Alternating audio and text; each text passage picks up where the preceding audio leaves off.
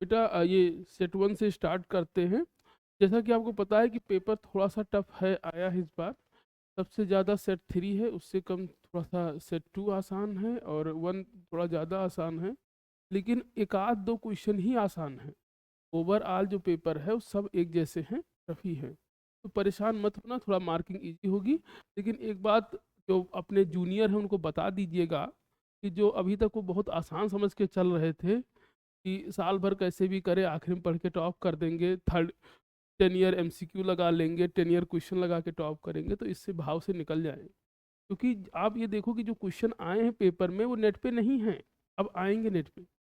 ठीक है, तो इसलिए आपको थोड़ा सा सोचना है, अपने जूनियर को ये सलाह देनी कि भैया पढ़ना शुरू कर दीजिए। फिजिक्स का पेपर फिजिक्स जैसा नहीं रहता है पहले जैसा, अब पेपर अच्छा बन रहा है। ठीक, करते हैं बेटा, एक एक करके डिस्कस करते हैं क्वेश्चंस को। पहला क्वेश्चन आपके पास है, कह रहा है two charge minus q each are placed at the vertices of triangle ABC. अब ऐसा कुछ है नहीं इस क्वेश्चन में, लेकिन चूंकि आप पहली बार अभी क्या करना, अभी अगर आप क्वेश्चन पेपर को निकाल के दोबारा देखोगे तो आपको वही क्वेश्चन आसान लगेगा। ठीक है, अभी जब मैं करूंगा तब आपको आसान लगेगा, तो उसमें परेशान मत होना। हो सकता है कि ऐसा उस समय आपको कोई चीज़ नहीं आई। जैसे मान लीजिए ट्रायंगल है A B C, equilateral triangle है। कह रहा है चार्ज माइनस क्यू, यहाँ पे माइनस क्यू चार्ज है, are place at the vertices of A and B. तो माइनस क्यू चार्ज जो है ए और बी पे है। ठीक, फिर कह रहा है M is a mid point of A B, तो एम आपका मिड पॉइंट है, इसका दे रखा है। ठीक, the net net electric field at C, तो आपको सी पे बताना है कि इलेक्ट्रिक फील्ड किसकी तरफ होगी।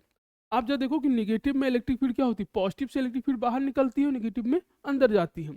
तो अगर इस पॉइंट पे इलेक्ट्रिक फील्ड देखेंगे इसकी वजह से, तो ये क्या होगा, इसकी डायरेक्शन क्या होगी इस पॉइंट पे इलेक्ट्रिक फील्ड की बेटा, तो इस पॉइंट पे जो इलेक्ट्रिक फील्ड है उसकी डायरेक्शन क्या होगी, ये डायरेक्शन। तो ये इलेक्ट्रिक फील्ड है ड्यू टू चार्ज ऑन सी। दूसरा, अगर यहाँ पे इलेक्ट्रिक फील्ड की डायरेक्शन देखोगे इस तरह, तो नेगेटिव में नेगेटिव की तरफ होगी, तो इस टाइप की इलेक्ट्रिक फील्ड क्या होगी, इस डायरेक्शन में होगी। तो अब इसके बीच का एंगल कितना है 60, तो जो नेट इलेक्ट्रिक फील्ड होगी क्या होगी, इनके बीच से जाएगी ऐसे। ठीक, आप चाहो तो पहले वो लॉ लगा सकते हो। तो जो नेट इलेक्ट्रिक फील्ड है उसकी डायरेक्शन क्या है बेटा, सी से एम की तरफ है, तो नेट इलेक्ट्रिक फील्ड की डायरेक्शन क्या होगी, सी एम। ठीक, अब देखिए यहाँ पे एम सी भी दे रखा है, लेकिन ये नहीं हो सकता क्योंकि डायरेक्शन किधर है, सी से एम की तरफ है। नेक्स्ट क्वेश्चन देखते हैं बेटा, कह रहा है student has 3 resistance, each resistance R is obtain the resistance 3R। Same question NCERT में दे रखा है 10th क्लास में, बस थोड़ा सा उसने 2/3R की जगह जो है वैल्यू चेंज करके रखी है। ठीक है, इतना वो चेंज कर सकता है, उसका हक है इतना। खैर, तो अब आपसे कह रहा है कि आपके पास 3 रेजिस्टेंस हैं आर हैं, उनको ऐसे कनेक्ट करिए ताकि इक्विवेलेंट रेजिस्टेंस 2/3R आए। बेटा तीनों केस आप चाहो तो करके देख लो भाई। अगर सीरीज में जोड़ेंगे तो क्या हो जाएगा 3R, जो कि पॉसिबल नहीं है। पैरेलल में जोड़ेंगे तो R/3, ये भी पॉसिबल नहीं है। अब बचा क्या, 2 रेजिस्टेंस सीरीज में, और यहाँ 2 रेजिस्टेंस पैरेलल एक सीरीज में। याद रखना कि जो R की वैल्यू 2/3 यानी ये क्या है, कम है। तो अगर हम पैरेलल में जोड़ेंगे तो इनसे आपका ज़्यादा कम हो जाएगा, तो सही ऑप्शन जो होगा वो सी होगा। फिर यहाँ पे क्या कह रहा है, 1 सेंटीमीटर, क्वेश्चन नंबर 3 देखिए, 1 centimetre straight segment conducting a current 1 ampere, ठीक है, इन एक्स डायरेक्शन लाई सिमेट्रिकली। अब ये जो क्वेश्चन है ये बायो सेवर्ट लॉ का है, कईयों को तो पता ही नहीं चला होगा कि बायो सेवर्ट लॉ का क्वेश्चन आ गया। ठीक है, तो बायो सेवर्ट लॉ का एक क्वेश्चन है। फार्मूला अगर आपको याद है, mu naught upon 4 pi I D L sine theta upon R square, या mu naught upon 4 pi I D L, आप लगा दीजिए बायो सेवर्ट लॉ की मैग्नेटिक फील्ड क्या होगा। तो मैग्नेटिक फील्ड क्या होगा, mu naught upon 4 pi I L R upon R Q. ये आपको लगाना है फार्मूला। जो अगर आप इसको लगाओगे आपको सारी वैल्यू लगभग दी है। ठीक है, लेंथ ऑफ कंडक्टर दे रखा है, आपको करंट दे रखा है, डायरेक्शन एक्स है। ठीक है, जो करंट की डायरेक्शन है वही जो है आप उसको लोगे, और डिस्टेंस आपको लेना है, तो डिस्टेंस के लिए आपको आर की वैल्यू दे रखा है। तो यहाँ पे आप इसको जो कोऑर्डिनेट देखें यहाँ से डिस्टेंस निकाल लोगे। ठीक है, जब आप निकालोगे तो ये ऑप्शन आपका आएगा। ठीक, अगला देखते हैं बेटा क्वेश्चन नंबर 4। तो क्वेश्चन नंबर 4 आपसे क्या कह रहा है, the magnitude of field due to a small magnetic dipole movement is M. ठीक है, the magnetic field due to a small magnetic dipole movement M at a distance R from the centre along the axis of dipole. भैया अगर आपको याद हो, जो आप dipole, अगर आप सिंपल डायपोल ले लो, मैग्नेटिक डायपोल छोड़ दीजिए, सिंपल डायपोल आपका, तो अगर आप सिंपल डायपोल लोगे जो इलेक्ट्रिक फील्ड निकालते हैं, तो इलेक्ट्रिक फील्ड का फार्मूला क्या है, E इज इक्वल टू के, ठीक है, 2p/r, p/r क्यूब, ठीक, जो हम लॉन्ग डिस्टेंस के लिए निकालते हैं। और आपको पता है कि यहाँ के की जगह क्या आ जाएगा, μ0/4 पाई, और जो डायपोल यहाँ इलेक्ट्रिक, ये क्या है, ये है dipole movement for electric field, और यहाँ मैग्नेटिक फील्ड में क्या हो जाएगा, m। तो आंसर क्या आ जाएगा आपके पास, fourth option, sorry A option, जो है μ0/4 पाई 2m/r क्यूब। ठीक, अंतर कुछ नहीं बेटा, आपको ये अगर आपको डायपोल फर्स्ट चैप्टर में पढ़ा है तो सेम टू सेम अब आपको निकालना किसके लिए था, यहाँ पे निकालना था मैग्नेटिक डायपोल के लिए। ये आपने फर्स्ट चैप्टर में जो पढ़ा वो क्या, इलेक्ट्रिक डायपोल है। आगे बढ़ते बेटा, अब आपसे कह रहा है कि x is a coil bound and hollow wooden pipe. ये ऐसे क्वेश्चन 10th ICSE में आते हैं, ठीक है, लेकिन आप में यहाँ पूछा उसने, आपसे कह रहा है कि एक मैग्नेट है जो इसके अंदर इंसर्ट हो रहा है।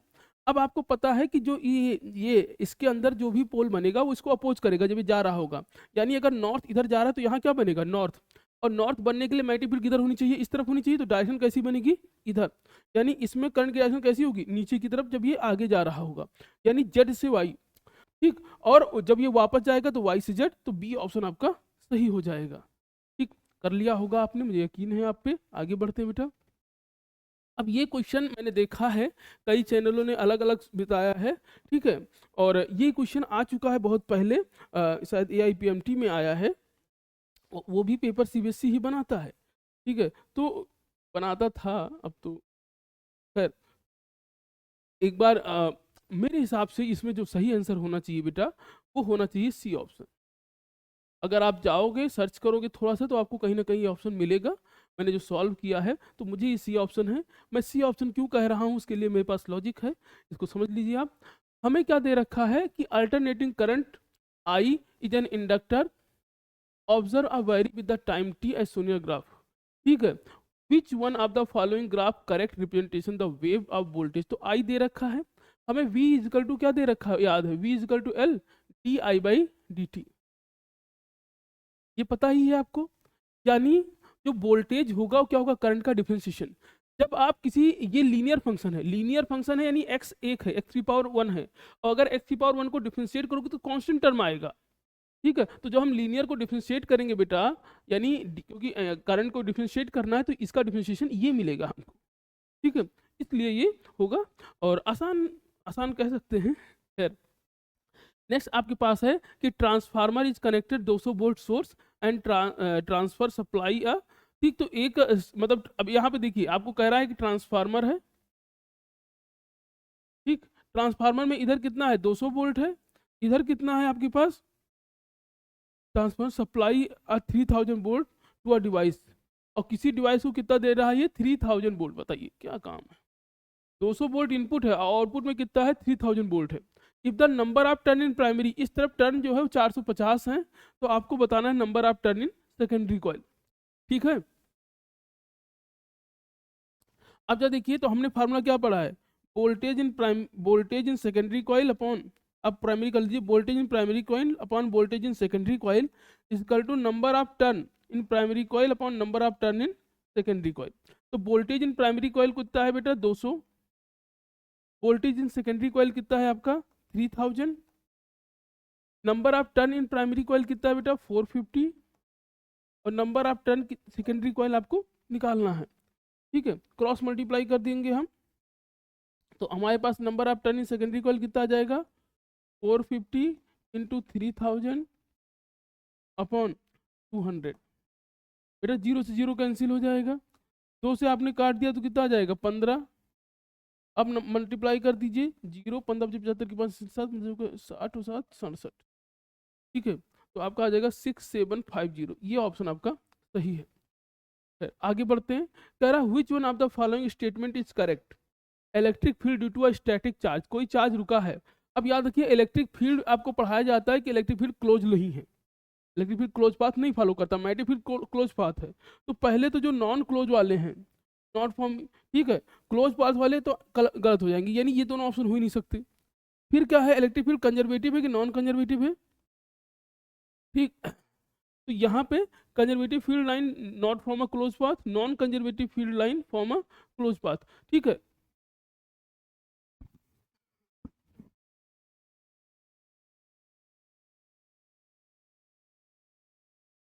थोड़ी तबीयत खराब है तो थोड़ा इसीलिए आ रहा है। खैर, तो आपसे क्या बोला इसमें आपको, यहाँ पे तो तो नॉट क्लोज लूप है तो इलेक्ट्रिक फील्ड नॉन कंजर्वेटिव है, तो बेटा क्या हो जाएगा, non conservative field line do और do not form close loop. फिर कह रहा है a tube is filled with a transparent liquid. ठीक, तो ये क्वेश्चन आप समझो थोड़ा सा अच्छा क्वेश्चन दिया उन्होंने, कि कह रहा है कि अ tube is filled with a transparent liquid. इसमें एक रियल डेप्थ और एपरेंट डेप्थ का जो फार्मूला है, अगर आपको ये फार्मूला याद है तो आप आराम से इस क्वेश्चन को कर सकते हो। रियल डेप्थ और एपरेंट डेप्थ का एक छोटा सा फार्मूला इसके अंदर है, ठीक है। आपसे क्या बोला है इसमें क्वेश्चन में, कि एक ट्यूब है, ट्यूब मान लेते हैं, ये आपके पास एक ट्यूब है बेटा, इसमें कोई लिक्विड है, मान लेते हैं जो लिक्विड है उसका रेफ्रिजरेंट इंडेक्स म्यू एल है, ठीक है। इसके अंदर एक कॉइन है, अब इसका जो रियल डेप्थ है वो कितना दे रखा है, 30 सेंटीमीटर। लेकिन हमको ये कॉइन कहाँ दिख रही है, तो हमको ये कॉइन यहाँ दिख रही है। तो इसका अपेरेंट डेप्थ कितना दे रखा है बेटा, अपेरेंट डेप्थ आपको दे रखा है 16, ठीक। फार्मूला याद है आपको कि real depth upon apparent depth equal to speed of refractive index of liquid divide by refractive index of जिस मीडियम से लाइट जा रही, भाई बाहर एयर है तो लिक्विड अपॉन एयर। अगर हम इसको लिखेंगे तो इसको आ जाएगा velocity in air upon velocity in, ठीक है। ये आपके सामने बनेगा। तो real depth upon apparent depth, ठीक है, सिंपल सा फार्मूला है, real depth upon apparent depth equal to velocity of light, आपको दोनों केस में मिल जा रहा है, ठीक।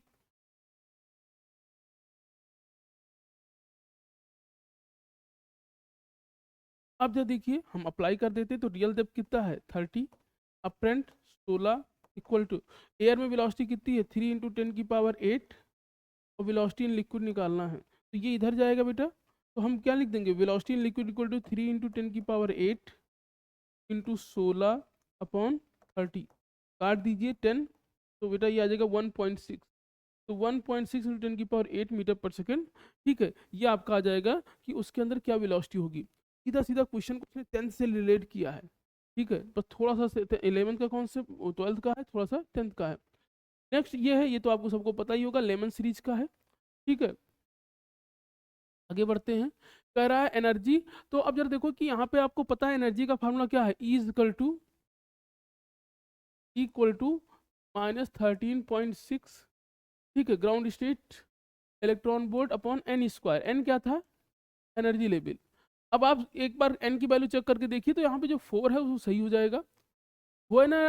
नेक्स्ट आपके पास है, वो है ना resistance measure between P and N in P N junction. अब देखिए आपको मैंने बताया है कि अगर आप पी एन जंक्शन आपने समझा होगा, तो उसके पी एन जंक्शन के अंदर इलेक्ट्रिक फील्ड बनता है जो जंक्शन वाला पोर्शन है।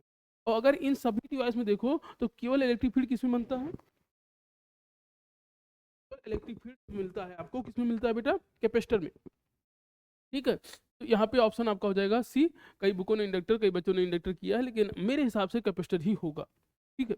आगे बढ़ते हैं, तो अब यहाँ देखिए सेमीकंडक्टर डायोड थिकनेस, ये बात सही है, ठीक है। तो इसका ऑप्शन क्या हो जाएगा, ए, दोनों बात सही है, ठीक। ये आपका जो है,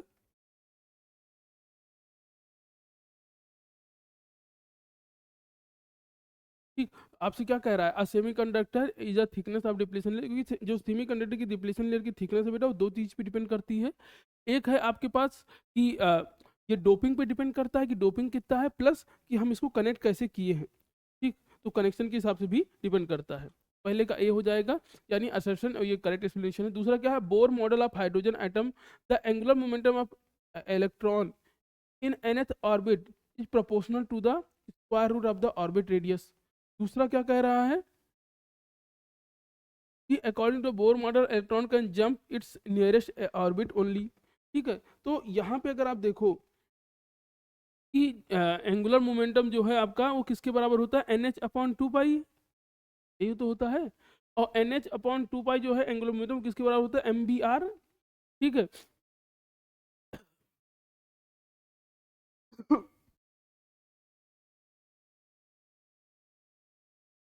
चलिए आगे करते हैं बेटा। तो नेक्स्ट आपके पास है ये ऑप्शन है कि bore model of hydrogen atom, तो इसमें दोनों मतलब रॉन्ग है, ना असर्शन ट्रू है और ना जो इसका रीजन ट्रू है, यानी ए भी फॉल्स है, बी भी फॉल्स है, तो मुझे लग रहा है कि इसमें दोनों फॉल्स है, इसलिए ऑप्शन डी होगा।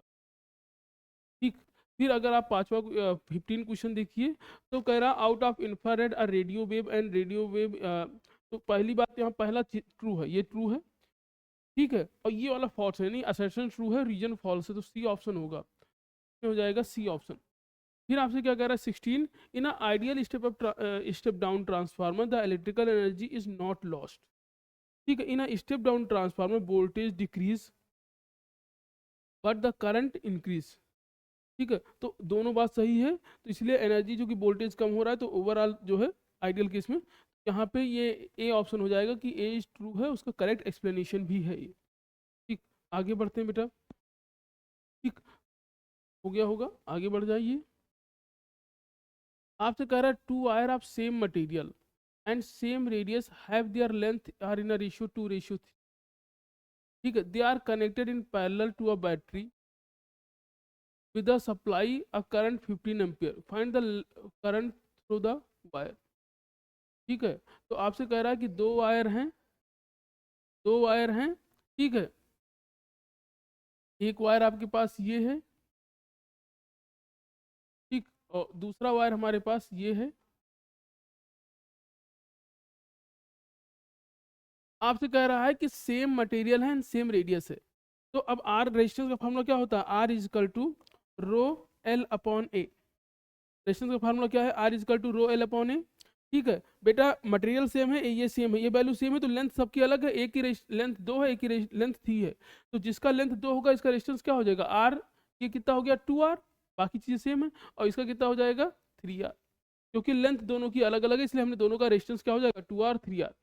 और आपसे कह रहा है कि हमने इसको किसी बैटरी से कनेक्ट करके रखा है, हमने क्या किया, इसको किसी बैटरी से कनेक्ट किया है, और ये बैटरी जो है आपको सप्लाई दे रही है, कितना सप्लाई दे रही है बैटरी, तो ये बैटरी आपको दे रही है 15 एम्पियर।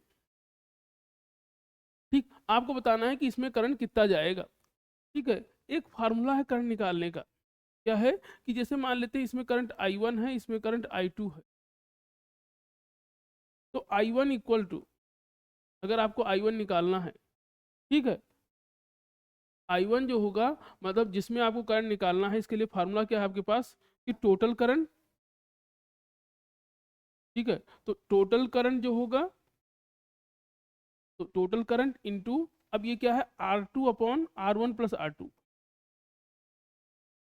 तो I1 इक्वल टू आपका मिल जाएगा बेटा, टोटल करंट कितना है 15 बेटा, R2 यानी ये रेजिस्टेंस को हमने ले लिया R2, और इस वाले रेजिस्टेंस को ले लिया आपने सॉरी इसको ले लिया आपने R1, इसको ले लिया R2।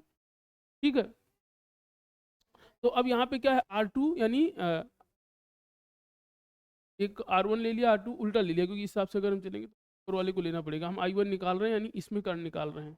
ठीक है, चलिए ठीक, तो R2 इक्वल टू यानी 2 अपॉन 2R, R2 क्या है आपका 2R अपॉन 2 प्लस 3 5R, बेटा R से R कैंसिल हो जाएगा, तो 5 3 जा 15, 3 2 जा 6, तो कितना आ जाएगा 6 एम्पियर, यानी I1 में करंट कितनी आ जाएगी 6 एम्पियर। इस ये करंट कितनी आ गई आपकी, तो ये करंट आ गई आपकी 6 एम्पियर, तो अगर ये 6 एम्पियर है तो 15 से 6 माइनस कर देंगे तो यहाँ कितना जाएगा 9 एम्पियर। ठीक है, छोटा सा ये फार्मूला था, याद होगा आपको, मुझे पता है।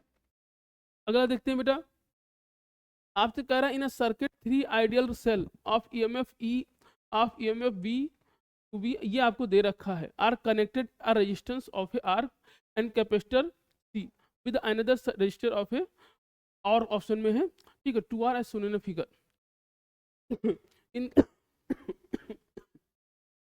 कह रहा है in the steady state find the potential difference, आपको पोटेंशियल डिफरेंस निकालना है P एंड Q में, पोटेंशियल डिफरेंस अक्रॉस C भी निकालना है, तो P और Q का, तो स्टडी स्टेट का पहले डायग्राम बना लीजिए। तो ड्यूरिंग स्टडी स्टेट क्या होगा बेटा, तो आपको पता है कि डीसी सप्लाई में कैपेसिटर जो है काम नहीं करता है या हाई रेजिस्टेंस हो जाता है, तो ड्यूरिंग स्टडी स्टेट कैपेसिटर आपका कैसा करेगा, ओपन सर्किट एक्ट करेगा, तो ये डायग्राम स्टडी स्टेट में ऐसे बनेगा।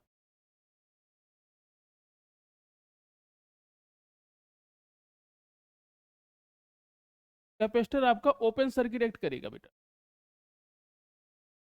कैपेसिटर आपका ओपन सर्किट एक्ट करेगा, क्या आपके सामने, ये सर्किट बन के आ जाएगा। ठीक है, अब चूंकि कैपेसिटर आपका ओपन सर्किट एक्ट कर रहा है,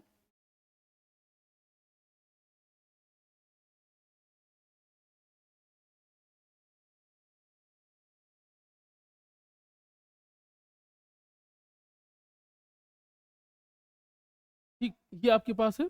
अब हमको क्या दे रखा है बेटा, ये V है, ये भी V है, ये आपका 2V है, ये R है, ये भी R है, और हमें बताना है ये आपका A है, या P ले लीजिए आप इसको, और इसको हम ले लेते हैं Q। ठीक है, तो हमें बताना है पहले कि potential difference between P and Q कितना है। जरा ये सोचो, अब बीच वाले सर्किट का कोई मतलब ही नहीं है, बीच वाली लाइन का कोई मतलब नहीं, ये इसका कोई काम नहीं क्योंकि ओपन है, तो काम किसका है इसमें, आप इसमें एक राउंड लगाइए जरा, कितने देखिए कितना होगा। ठीक है, तो हम इसमें केसीएल लगाते हैं अपना।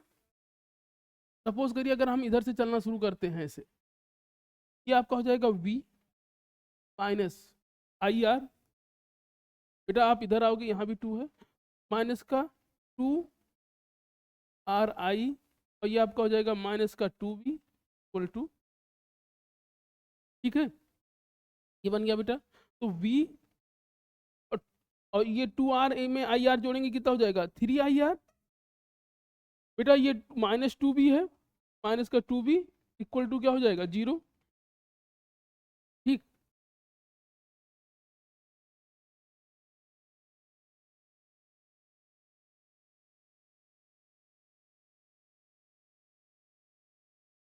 अब जरा देखो, हमें यहाँ पे देखिए कि आपका ये हो गया। अब जरा देखो कि हमें करना क्या है कि 2B से V माइनस हो जाएगा, कितना जाएगा -B minus 3IR equal to क्या हो गया 0, ये इधर चला जाएगा आपका, तो -B इक्वल टू हम क्या लिख सकते हैं बेटा 3IR। ठीक, -B इक्वल टू आपने क्या लिख लिया 3IR, तो V की वैल्यू आपकी आ गई V इक्वल टू, यानी V इक्वल टू कितना आ गया माइनस का 3IR। मुझे लगता है ये बात आपको समझ में आ गई होगी कि V की वैल्यू -3IR है। अब बेटा जो PQ के अक्रॉस वोल्टेज है, जो PQ के अक्रॉस वोल्टेज है वो वही है जो इधर है, तो हम क्या करेंगे ये वोल्टेज निकाल लेंगे। इसमें वोल्टेज कितना होगा, तो अगर आप यहाँ पे वोल्टेज निकालना चाहोगे तो वोल्टेज क्या लिख सकते हो यहाँ पे V plus IR, sorry V और माइनस IR।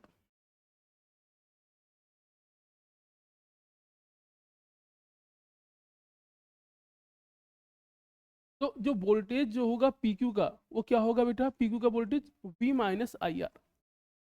अगर हम यहाँ से I की वैल्यू निकालें तो I की वैल्यू यहाँ से क्या लिख सकते हो, I इक्वल टू क्या लिख सकते हैं आप लोग, तो V अपॉन हम 3R लिख सकते हैं। I की वैल्यू हमारी क्या है -B अपॉन 3R।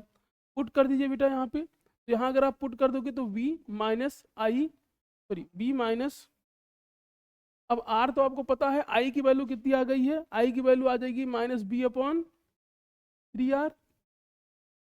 बेटा R से R कैंसिल हो गया यहाँ पे, तो बचेगा क्या, बचेगा V प्लस B/3, तो आपको क्या आ जाएगा 4B/3। तो पोटेंशियल डिफरेंस बिटवीन PQ कितना आ जाएगा, पोटेंशियल डिफरेंस बिटवीन PQ बेटा जो आएगा वो कितना आ जाएगा 4B/3। Potential difference between PQ कितना आ जाएगा 4B/3। मुझे लगता है आपने कर लिया होगा इक्वेशन। ठीक है, सबसे पहले हमने क्या किया बेटा, सबसे पहले इसमें एक KCL लगा, अपने की वो लगा लिया, KVL लगा लिया, जो वैल्यू आई उसको आपने पहला सर्किट उठाया यहाँ से यहाँ तक। ठीक है, कि P और Q के बीच में क्या होगा पोटेंशियल डिफरेंस, जो इसके बीच में होगा, तो PQ इक्वल टू V और माइनस IR, यहाँ से आपने निकाल लिया। अब आपको सेकंड पार्ट इस क्वेश्चन का करना है कि potential difference across capacitor C निकालना है आपको। ठीक है, तो बेटा potential difference across capacitor C आप कैसे निकालोगे ये भी देख लीजिए आप। ठीक, तो potential difference across capacitor C, तो आपको पता है कि VPQ क्या होगा बेटा, यहाँ पे VPQ इनके बीच में वोल्टेज कितना होगा, VPQ क्या होगा वोल्टेज V प्लस, ठीक है, जो V का वोल्टेज होगा, ठीक है, जो इनके बीच का जो V के पास वोल्टेज है, यानी जो जितने की बैटरी लगी है, ठीक है, जितने की बैटरी लगी है, और प्लस जो कैपेसिटर के पास वोल्टेज है। ठीक, ये कितना आ जाएगा बेटा, ये कितना आ गया आपके पास 4B/3 इक्वल टू, इसके पास जो वोल्टेज है कितना है V ही है, इक्वल टू कैपेसिटर के क्रॉस वोल्टेज। ठीक, बेटा इसको इधर भेजोगे तो माइनस हो जाएगा, तो ये माइनस होगा तो कितना आ जाएगा, आप इसको माइनस करिए, जब आप माइनस करोगे तो आ जाएगा ये आ जाएगा B/3। तो वोल्टेज अक्रॉस कैपेसिटर कितना आ जाएगा, V/3। कुछ ऐसा नहीं था क्वेश्चन बहुत ज़्यादा लेंदी हो, लेकिन थोड़ा सा आपके लिए हो सकता है ये हैवी है, ठीक है, और ये मैं मानता हूँ। ठीक, तो नेक्स्ट क्वेश्चन देखते हैं। तो 2 क्वेश्चन हमने इसमें कर लिया है, ठीक। यानी एक आपने देख लिया कि इसमें करंट वाला है, एक ये वाला है।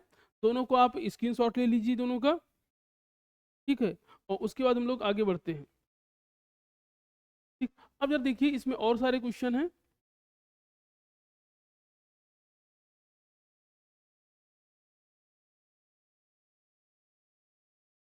चलिए, ये है। इसके बाद मैं एक एक करके बताता चलता हूँ। ये आपका ये वाला क्वेश्चन हो जाएगा। इसके बाद ये कर रहा है कि double slit experiment 6 dark fringes observe on a certain point on a screen, ठीक है। फिर कह रहा है a transparent sheet of thickness T and reflective index N is now introduce in a path, ठीक, one of the two interface wave to increase the phase by इतना, the pattern is shifted to a eighth bright fringes being observed at the same point. Find the relation between the thickness of T terms in n lambda। तो बेटा ये अगर आपको वो derivation याद है, इसमें हम जो है यंग डबल स्लिट में एक पार्शली वो एक लाइन में हम इंसर्ट कर देते हैं, जिसकी वजह से थोड़ा सा चेंज आता है। वो सीधा सा आप फार्मूला यूज करके इस क्वेश्चन को कर सकते हैं, वहीं से आपको रिलेशन भी मिल जाएगा। खैर अगला बार देखते हैं। अब जरा देखिए अगला क्वेश्चन जो है आपका, ठीक, अगला क्वेश्चन आपसे क्या कह रहा है,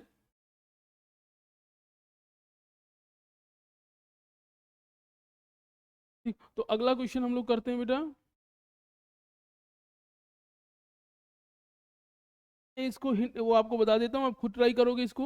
जैसे ये क्वेश्चन है, अब आपको फोकस कितना दे रखा है, तो a concave lens A and be having a focal length, इसका फोकल लेंथ कितना है बेटा, 8 है। इसका भी फोकल लेंथ कितना है, 8 सेंटीमीटर है। अरेंज आ कोएक्सियली 16 सेंटीमीटर अपार्ट, इनके बीच की डिस्टेंस कितनी है बेटा, 16 है। मैं अलग बना देता हूँ, एक आपको बता दूंगा, आप कर लोगे तुरंत,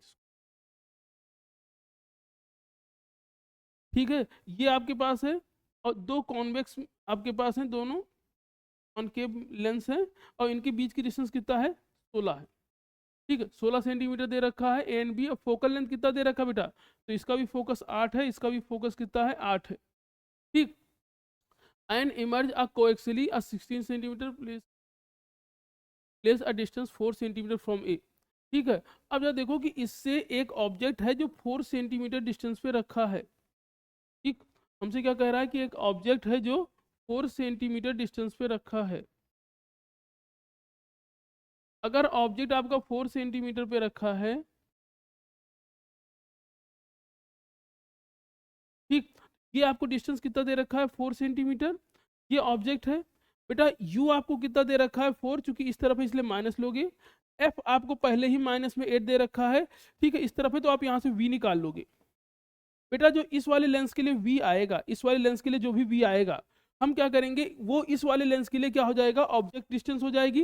तो अगर इस वाले डिस्टेंस के लिए ऑब्जेक्ट डिस्टेंस निकालना है, ठीक है, ऑब्जेक्ट डिस्टेंस ऑफ पी, ठीक है, तो इसके लिए जो यहाँ पे v आएगा, यानी इसके लिए जो v आएगा ये, और प्लस में ये 16 ऐड कर देंगे, तो इसके लिए भी अब यहाँ फोकस पता है, इस तरफ फोकस माइनस में आपको ऑब्जेक्ट डिस्टेंस मिल जाएगी पहले से, ठीक है। तो अब जो ऑब्जेक्ट डिस्टेंस मिल गई, प्लस याद रखिएगा 16 को भी आपको यहाँ पे करना तो ऐड है, लेकिन साइन माइनस का लगाना, क्योंकि ये वैल्यू माइनस में आएगी। अब आप माइनस मत कर दीजिएगा, ठीक है। तो सबसे पहले हम यानी इसका इमेज निकालेंगे, उसके बाद इसमें जो है विथ साइन, मतलब ये 16 को भी माइनस, ये जो लोगे 16 और प्लस ये, तो 16 इन द सेंस आप इसको मॉड में लेना यहाँ पे, ठीक है, तो आप सबका काम बन जाएगा। तो ये हो जाएगा। तो दूसरे ये आ गया, यानी फोकस पता है, ये आ गया। अब उसके बाद यहाँ पे आप निकालोगे कि इमेज कहाँ बनेगी, इमेज फॉर्म भी यही आपको निकालना है, ठीक। नेक्स्ट क्वेश्चन आपसे क्या कह रहा है कि the threshold voltage of silicon diode. बेटा ये बहुत ही आसान क्वेश्चन था, क्वेश्चन नंबर 21, ठीक। ये लेकिन ऐसी बात है ना कि पहली बार ऐसा हुआ कि सेमीकंडक्टर से न्यूमेरिकल आया है, ठीक है। पहले कम ही आता था, बहुत पहले आया होगा। तो सिलिकॉन यानी आपने एक आपको कह रहा है कि आपके पास एक डायोड है, ठीक, और आपको कह रहा है is connected to a series with a voltage V, और इसके साथ कुछ रेजिस्टेंस लगा है, जो रेजिस्टेंस कितना है बेटा, 1000 ओम, और इसको आपने किसी बैटरी से लगा के रखा है। हमें बैटरी की वैल्यू नहीं पता है, कोई दिक्कत नहीं। करंट आपको कितना दे रखा है, इसमें करंट कितनी जा रही है, 15 एम्पियर, और इसके अक्रॉस जो वोल्टेज वो कितना है, 0.7 वोल्ट थ्रेशोल्ड वोल्टेज दे रखा है। आपको बताना है ये V कितना होगा। तो भैया आपको सामने दिखाई पड़ रहा है V, V कितना होगा, यहाँ मिली एम्पियर है, ये मिली एम्पियर 50, तो V इक्वल टू हम क्या लिख सकते हैं 0.7 प्लस ये क्या हो जाएगा IR, ठीक है। तो 0.7 और ये आपका हो जाएगा IR, यानी I इंटू, तो क्या हो जाएगा 0.7 प्लस आई कितना दे रखा है बेटा 15 इंटू 10⁻³ और आर कितना दे रखा है 1000, बेटा मल्टीप्लाई कर देंगे तो आंसर क्या आ जाएगा 15.7 वोल्ट। तो इसमें आंसर आपका आएगा 15.7 वोल्ट। अगला क्वेश्चन कह रही है a cell of EMF E internal resistance R connected, ये तो आपका डेरिवेशन है, आप कर लिया होगा आपने। फिर कह रहा है draw the shape showing the variation of terminal voltage, आपको terminal voltage B and the cell is the function of internal resistance current. तो ये थ्योरेटिकल क्वेश्चन है, ये आपका सीधा सीधा वहां से आया है चैप्टर 2 से 3 से, तो आप वहां से कर लोगे, इसको ग्राफ भी बनाना है उसमें। कह रहा है the region of uniform electric field E R negatively charge particle moving with a constant velocity इतना near a long straight conducting coincide with X and X डेक्स, coincide with X and x dash, ठीक है, axis and carry a current I towards the X axis, a particle remain at a distance D from a conductor, ठीक है। अब आपको यहाँ पे diagram draw करना है, चलिए इसको तो थोड़ी देर अभी डिस्कस कर लेते हैं। ये देख लीजिए two infinitely long conductor kept x and x dash axis current I1, ये पिछली बार भी आया है। ये क्या कह रहा है कि ये आपको बस दो करंट है बेटा, एक है I1 और एक आपके पास I2 है, इनके बीच में आपको रिलेशन निकालना है, ठीक। ये आपने लेंज लॉ वाला कर लिया होगा, ठीक। इसमें भी कुछ है नहीं, आपने थ्योरेटिकल क्वेश्चन है, आराम से किया होगा आपने। फिर कह रहा है electromagnetic wave is propagation north to south direction और स्लेट up and down direction, describe the direction of. तो इलेक्ट्रिक फील्ड देखिए, द इलेक्ट्रिक फील्ड कितना दे रखा है wave propagation in north direction, और इलेक्ट्रिक फील्ड से परपेंडिकुलर होता है मैग्नेटिक फील्ड, तो वहां से आपको ये सोच के आपको इसमें निकाल लोगे। फिर आपके पास आगे क्वेश्चन दे रखा है, ठीक है, obliquely same angle, the parallel beam of light enter in the surface obliquely at the same angle with the effort width of the beam, what is the effect on the width of the, ठीक है। तो देखो obliquely जो inter कर रही है light, तो effect क्या है, जैसे लाइट आ रही है एंगल ऑफ इंसिडेंस और एंगल ऑफ रिफ्लेक्शन यहाँ भी बराबर होंगे, ठीक है। ये वही है कि किसी भी सरफेस पे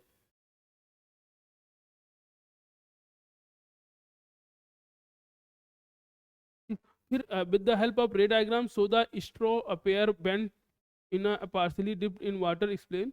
तो वो जो आप देखो अभी सब क्वेश्चन कितने आसान दिया उन्होंने, शुरू में भले आपको टफ लग गया हो। हम यहाँ सेट 1 की बात कर रहे हैं कि अगर आपने पानी में स्ट्रॉ डाला है तो उसका जो डायग्राम है 9th क्लास में आप पढ़ते हो 10th क्लास में, वो डायग्राम कैसे बनेगा आपको उसको बताना है, थोड़ा सा एक्सप्लेन भी करना है कि जो अप्रेंट है, मतलब जो आप इमेज दिख रही है जो एक्चुअल इमेज है, दोनों में अंतर थोड़ा सा एक्सप्लेन कर दीजिएगा। Explain the transmission of optical signal through optical fibre, ये भी आपने कर लिया होगा। आसान सा क्वेश्चन है, एक एक नंबर के तीनों हैं, आराम से कर सकते हो आप। वो क्वेश्चन मुझे याद है, हम उसको अभी डिस्कस कर देंगे। कह so the variation of binding energy per nucleon with mass number, right the significance. अब तो वो आपको पहले डायग्राम बनाना था, वो जो ग्राफ है इसमें, और उसके हिसाब से इसको सॉल्व करना था। Two nuclei with lower binding energy per nucleons from a nuclei with more binding energy per nucleon. कह रहा two nuclei with lower binding energy per nucleon forms a nuclei with more binding energy per nucleon, then this type of nuclear reaction. कह रहा है कि कम से ज़्यादा हो रहा है, कम से ज़्यादा होगा तो क्या होगा, फिजन होगा कि फ्यूजन होगा, फ्यूजन होगा, दो का कॉम्बिनेशन हो रहा है यहाँ पे, ठीक है। और आपसे कह रहा है कि total mass of a nuclear increases, तो इंक्रीज कर जाएगा बेटा, does the process of require energy और प्रोड्यूस एनर्जी, तो बेटा इसमें एनर्जी प्रोड्यूस होगी, ठीक है, तुम्हें सॉरी एनर्जी रिक्वायर होगी क्योंकि कम से ज़्यादा हो रहा है, उसके बाद एनर्जी क्या करेगा, प्रोड्यूस करेगा, ठीक। नेक्स्ट बढ़ते हैं क्वेश्चन पे और नेक्स्ट क्वेश्चन को डिस्कस करते हैं। ये आपका जो पीएन जंक्शन वाला क्वेश्चन आया है, ये तो आपने किया होगा, आसान सा क्वेश्चन बेटा। इसमें आपको पता ही है कि जो आपका मैंने बताया कि जो टू न्यूक्लियर है तो यहाँ जो रिएक्शन होगी कैसा होगा, फिजन होगा, ठीक है।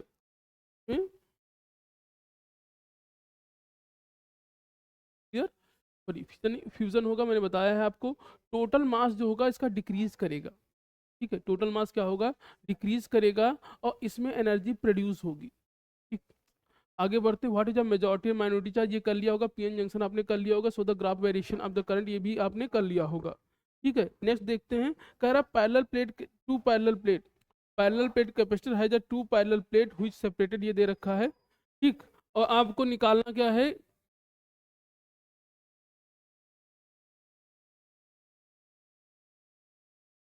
Net electric field, sorry, electric field between the plates and parallel plate capacitor is E. ठीक है, now the separation between the plates is double and simultaneously the applied potential difference between the plate is reduce to half. ठीक है, of its initial value, the new value of electric field between the plates. तो आपके पास एक capacitor है, capacitor का सी equal to आप क्या लिखते हो, epsilon not a by D, ये कैपेसिटर की वैल्यू है। ठीक है, और इसके बीच में जो इलेक्ट्रिक फील्ड है मान लेते हैं वो क्या है, ई है, ये ई इलेक्ट्रिक फील्ड है इस समय। ठीक है, तो net electric field between the plate, between the plates of a parallel plate capacitor is E. Now the separation between the plates are double, अब आपने सेपरेशन को क्या कर दिया, डबल कर दिया। तो इसके बीच की डिस्टेंस कितनी होगी बेटा, 2d। नाउ अब इस समय इलेक्ट्रिक फील्ड ई है, now the separation between the plate is double and simultaneously applied potential difference between the plate is reduce to half. अब जरा देखो यहाँ पे, तो यहाँ भी पोटेंशियल डिफरेंस लगा होगा कुछ, मान लेते हैं यहाँ पोटेंशियल डिफरेंस V था। ठीक, यहाँ पोटेंशियल डिफरेंस V है, तो क्या लिख सकते हो, Q इक्वल टू EB। तो Q इक्वल टू कितना हो जाएगा, C की वैल्यू तो आपको पता ही है, epsilon not A by D. ठीक, अभी आगे देख करेंगे, तो मत जाइए आप। ठीक, ये आपका है। फिर आपसे कह रहा है कि अगर हमने यहाँ वोल्टेज को हाफ कर दिया, यानी वोल्टेज को आपने क्या किया, V को रिड्यूस कर दिया, V को कितना कर दिया, V/2, यानी जो अप्लाइड वोल्टेज है वो कितना हो गया बेटा इधर, तो अप्लाइड वोल्टेज आपका हो गया B/2। ठीक, अप्लाइड वोल्टेज आपका B/2 हो गया है, the new value of electric field. ठीक है, तो अब आपको यहाँ पे पहले तो आप सोचिए कि अप्लाइड वोल्टेज का ये इलेक्ट्रिक फील्ड का क्या रिलेशन है, अगर आपको याद है। ठीक है, तो वहां से आप तुरंत जो है इसके साथ कनेक्ट कर पाओगे, तुरंत ये क्वेश्चन खट से बन जाएगा आपका। बेटा आप जल्दी जल्दी डिस्कस कर लेते हैं एक बार, टाइम इसमें वेस्ट हो रहा है। मैं आपको एक्सप्लेनेशन और जो है दूसरी वीडियो में डिटेल में दे दूंगा अगर आपको ज़रूरत है। ठीक, चलिए, तो यहाँ पे आपका आंसर क्या हो जाएगा, इसका इसका सी होगा E/4। ठीक, इसमें आपका पॉजिटिव कर्व होगा तो ये होगा, इसमें ए ऑप्शन होगा। ठीक है, और इस वाले में जो ऑप्शन है आपका, में जो आपके पास ऑप्शन है वो ए ऑप्शन है। ठीक है, ठीक, मैं एक बार क्रॉस चेक कर लूँगा अपना, अगर हो सकता है, क्योंकि कोई चीज़ 100% नहीं। यहाँ पे जो ऑप्शन है बेटा सी के होता है, इसमें जो आपका ऑप्शन है straight line graph of two metal. ठीक है, तो आपसे कह रहा है straight line graph obtain on a two metal, ठीक, are not parallel to each other across the point of. तो ये देखिए ग्राफ आपका जो है पॉइंट जो है एक दूसरे के पैरेलल नहीं है। फिर यहाँ प्लेन कांस्टेंट की वैल्यू किसके बराबर होती है, E/m के बराबर होती है। इंटरसेप्ट जो यहाँ फ्रीक्वेंसी, तो ये जो फ्रीक्वेंसी यहाँ ये वैल्यू कितनी होती है, h/ν0। तो h/ν0 यानी फ्रीक्वेंसी के लिए, तो ये थ्रेशोल्ड वोल्टेज होता है, यहाँ पे ये थ्रेशोल्ड वोल्टेज होगा, ये फ्रीक्वेंसी होगी। यहाँ पे क्या हो जाएगा, डी ऑप्शन। फिर आप देखो यहाँ पे, तो इसका क्या होगा, है ना, wavelength of photon is double then the wave number. आपसे कह रहा है कि वेव नंबर क्या होगा इसके। ठीक है, देन द वेव नंबर, तो बेटा वेव नंबर क्या होगा, हाफ हो जाएगा और फ्रीक्वेंसी इसमें डबल हो जाएगी। ऐसे इसको जब आप सॉल्व करोगे तो 1.33 के आसपास आएगा। ठीक है, बाकी थ्योरी वाले क्वेश्चन है, कुछ न्यूमेरिकल है, मैं इसको नेक्स्ट वीडियो में डिस्कस कर दूंगा।